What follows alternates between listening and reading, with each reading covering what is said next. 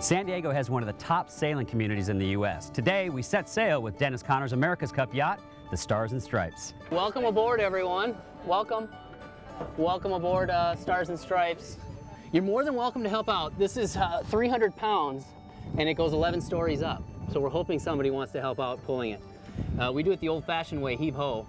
So you're more than welcome to help out on that. You also have the grinding pedestals here. So the coffee grinders, we'll get everyone involved in that.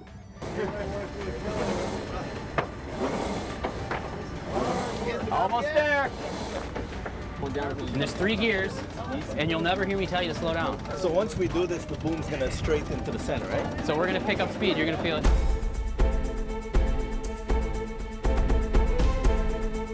This is actually an IACC International America's Cup class. So they're designed for where they race. So they're designed for one race and that's it. And then they basically throw them away. Wow. You know, they're not used again.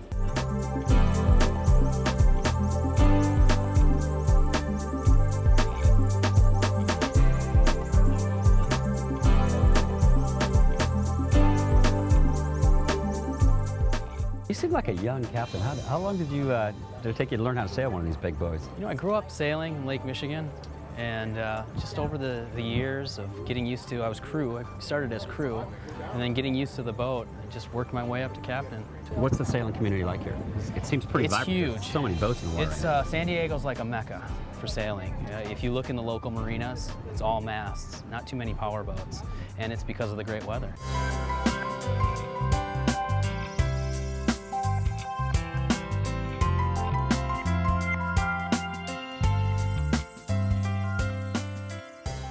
The San Diego Zoo is one of the most popular tourist attractions in all of Southern California. Lions and tigers and bears and hippos. Oh my.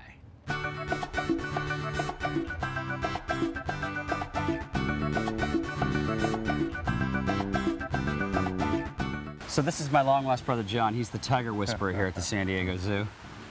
I like that name, the tiger whisperer. You did just actually call these tigers down for us.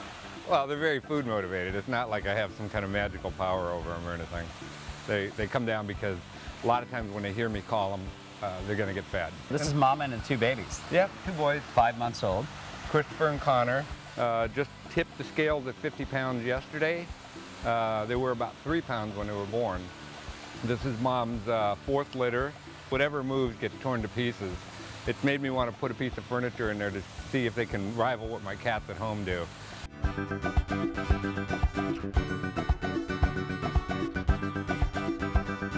Okay, Nate, I've always been intrigued by hippos. They seem so peaceful and docile, but they're not really that peaceful and docile, are they? No, they have a pretty bad reputation. They are considered the most dangerous mammal in Africa, and it is true they kill more people annually than lions, leopards, elephants, buffalo, any of the other dangerous animals you can think of. It looks kind of like they're smiling sometimes. You know, their lips just kind of open up and those incisors are right there, and it looks like a smile. Hippos don't really smile. It's just kind of an accident of nature. So they say hippos aren't very friendly, but actually they are friendly to guys like me. They like me, they know me. I'm kind of a hippo whisperer kind of guy. You can actually get up and close and personal and even give it a kiss.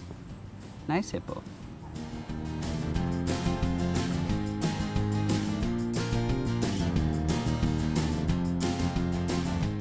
So who doesn't love a koala bear? They're so cute, they're so cuddly, but they're not bears, right, Jen? They're not bears at all. They're actually a marsupial. They do carry their joeys in a pouch, just like a kangaroo or a wombat.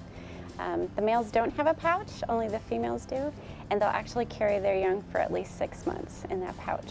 And this is a male. Introduce us to this cute guy. This is Burley, and Burley's very special. He has an Aboriginal name, Burley, that means star. And we were hoping that once he came out of the pouch at 6 months that he would be our star, our little ambassador here at the San Diego Zoo.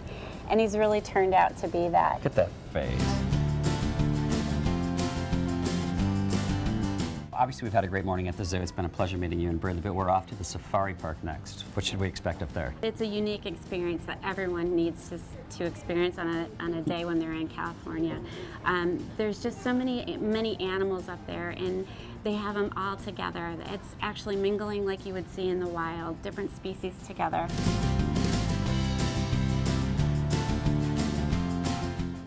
Well, welcome to the Safari Caravan. Welcome aboard. I'm excited. It's going to be fun. All right, ready to head out to Africa? Let's go to Africa. All right, sounds good. We are going to be cruising by our elephant herd here in just a minute.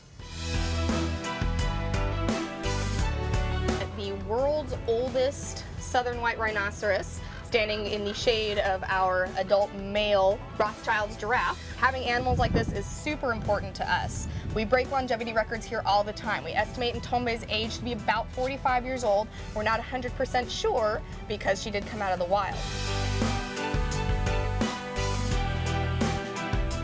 Look at all these animals living together in harmony. It's absolutely amazing watching them interact with each other. That's what we do out here every day, and we see all those great interactions with each other. Our rhinos interact directly with all of the animals in this exhibit. Everyone hangs out with everyone else. Saba is our adult male giraffe. Saba's a very handsome gentleman, and he's looking very proud of himself because all the babies out here are his. So Saba here, Saba's looking for a snack. Is that what he's looking for? Is he looking to eat me? Am I his snack? Yeah, you guys want to feed Saba? Yeah, let's feed him. Yeah, all right. Here, buddy. So easiest way to feed a giraffe is just like this. You can kind of hold that leaf up for him, and he's going to take that right from you. Rule of tongue for giraffe is an inch of tongue per foot of giraffe. So Saba is about 17.5 feet tall. He's going to have a 17.5 inch long tongue. And on Saba, you can really see these ossicones, these horns on top of his head. Ossicone is just a fancy Latin word for hair-covered horn. You can see that they're lumpy, they're bumpy, they're big. He's got huge ossicones. And he actually has 5 of them. There's one in the middle there, the 2 big ones on top of his head, and there's actually 2 more little ones behind that. And he would use those in combat with other males.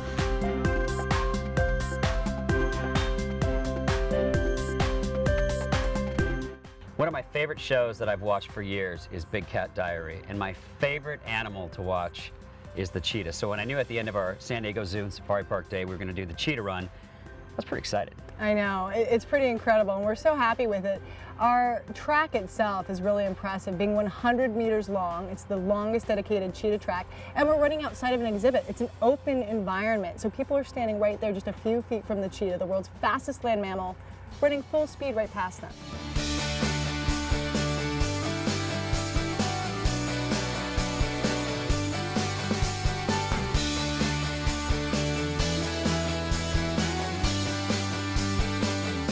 Never in history has a wild cheetah attacked a person.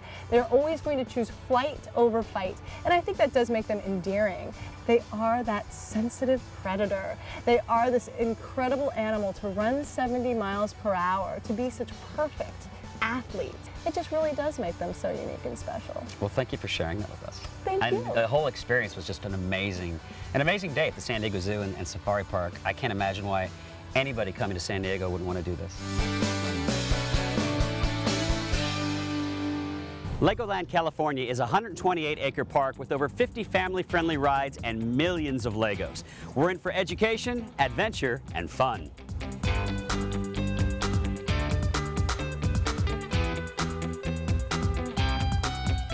I've been hearing about Legoland, California for a long time, and I've never been here.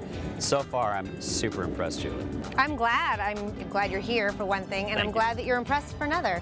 I think a lot of people expect certain things when they come here. They say, oh, Legoland, you gotta have Lego models. Well, we do. We have more than 22,000 Lego models within this 128-acre family theme park. We have more than 57 million bricks that make those models. You have more than just like Legoland here. This is Las Vegas. You've got San Francisco. We have Washington, D.C. We have New York, which is uber cool. But you also have a water park. World's first Lego-themed water park, which we opened last year. And it's great, too, because, again, it's designed for 2 to 12-year-olds. And there aren't a lot of water parks out there that are designed just for the younger set. So how do you incorporate Legos into like a roller coaster or into a water park? How do Legos fit into that? You know, one of the coolest things with the water park is Build a Raft River. This is a unique concept just designed for us. They have inner tubes with actual plates on them, and kids can build using soft Lego bricks and kind of build their own rafts as they float down this lazy river.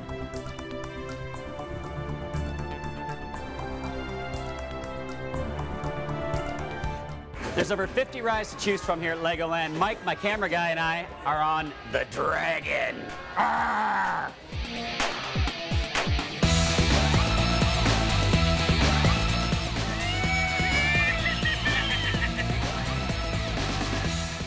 Legoland is incredibly impressive, and somebody has to build this stuff. Let's talk about Star Wars here, because this is one of your newer exhibits. Yeah. There's so many millions of pieces. Like, where do you even start? So around us, these are all scenes from all of the Star Wars films.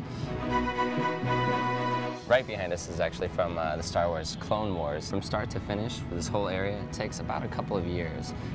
From original concept to starting to do the design work to actually figuring out the layout of where everything's going to go and how we're going to get everything animated and working.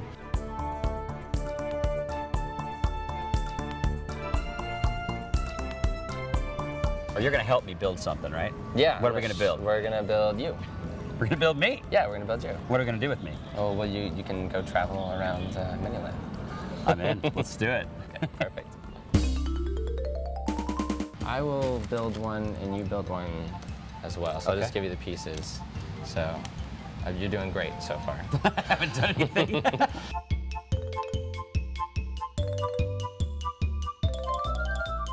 So the coolest thing about building the Mini-Me that Gary actually helped me do is I get to place it anywhere I want in Legoland, San Francisco. I'm choosing Washington, D.C. because we're planning to do a Washington, D.C. area show in season 2. And I know we're going to visit the Lincoln Memorial. So I'm going to place myself right on the steps. And next time you see me in Washington, D.C., I'll be standing with Mini-Me on the Lincoln Memorial.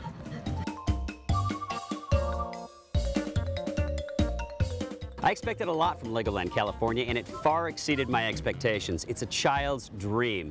And it wasn't so bad for me and Mini-Me either.